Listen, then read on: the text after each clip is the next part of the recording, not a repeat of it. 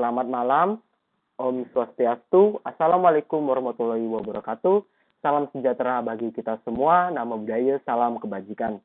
Baik, perkenalkan nama saya Antonio Hendri Setiawan, NIM 20104120.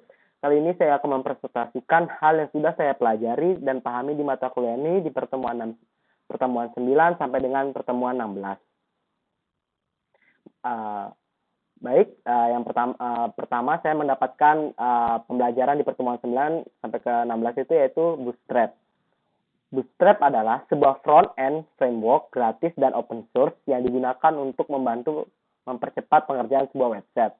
Bootstrap mempermudah developer untuk mengerjakan responsive design pada website. Bootstrap terdiri dari CSS dan JavaScript yang di dalamnya termasuk tipografi, form, button, table, modal, dan lain-lain. Mengenali kontainer pada Bootstrap.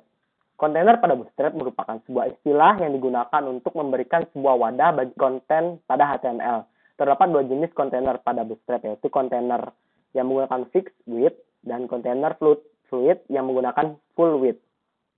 Baik, di materi yang saya telah pelajari mengenai Bootstrap, jadi Bootstrap itu terdiri dari dua jenis kontainer yang di dalamnya untuk sebuah wadah bagi konten yang pada HTML tersebut. Di dalam Bootstrap juga menggunakan layouting. Layouting yang digunakan ini menggunakan mekanisme grid, di mana grid pada Bootstrap terdiri dari 12 kolom. Saya akan memperlihatkan contohnya sebagai berikut. Nah, dalam Bootstrap ini menggunakan metode grid yang bisa dilihat di tampilan contoh di tampilan dari Google-nya tersebut. Baik, saya lanjutkan. Yang kedua, saya mendapatkan pembelajaran mengenai jQuery.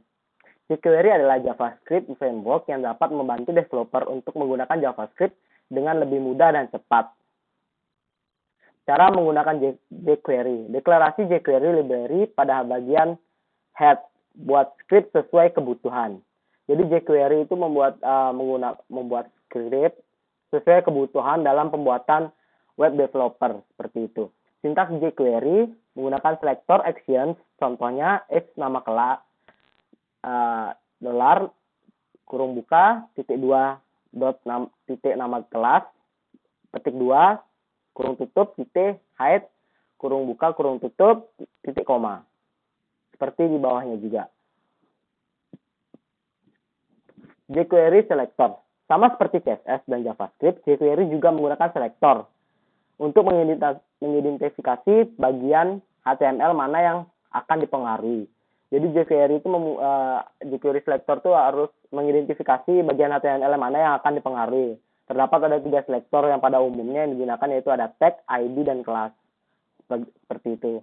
Sama seperti yang biasanya dibuat oleh CSS dan JavaScript. jQuery events memiliki beberapa events yang dapat dikontrol. Contohnya saya udah tampilkan di Google Chrome. Contohnya seperti ini. Jadi ada memiliki beberapa tombol-tombol yang nanti kemungkinan bisa diklik seperti itu, dan ini bisa menulis sebuah nama. Seperti itu. Mungkin di sini yang saya tangkap dan saya pelajari selama ini mengenai penekanan pada Bootstrap dan jQuery-nya. Dan saya juga telah sedikit memahami, walaupun tidak sebagus dan sepaham mungkin, saya juga telah mendapatkan tugas yang telah saya buat untuk mengerjakan sebuah web design yang saya telah buat di Figma dan direalistiskan menggunakan coding. Yang pertama waktu itu menggunakan coding HTML dan CSS yang biasa, namun dengan adanya Bootstrap dan jQuery ini sangat dipermudah dan diperhalus sehingga menjadi lebih rapi seperti itu. Bisa susun menurun aja, ada logo, namanya, dan untuk jQuery-nya saya menggunakan di last achievement. Jadi jika last achievement-nya diklik, dia akan hilang, dan diklik kembali dia akan muncul sebuah sertifikat seperti itu. Mungkin itu aja yang bisa saya presentasikan mengenai hal-hal yang saya telah pelajari di mata kuliah desain web ini.